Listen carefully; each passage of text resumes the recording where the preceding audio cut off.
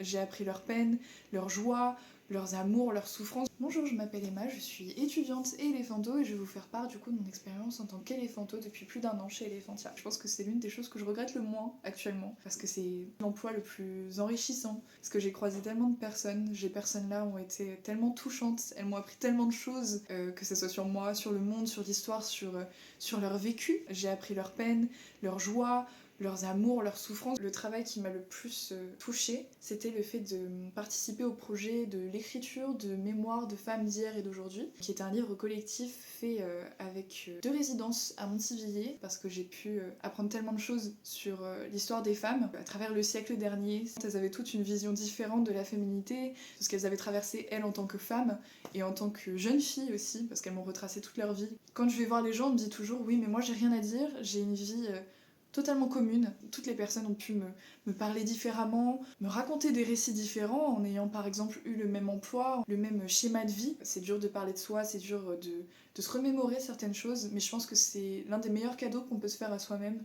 Tout le but d'Elephantia, c'est justement de pouvoir transmettre, d'apprendre et de connaître plus profondément son entourage, parce qu'on pense connaître nos proches et en fait finalement on se rend compte que c'est pas du tout le cas.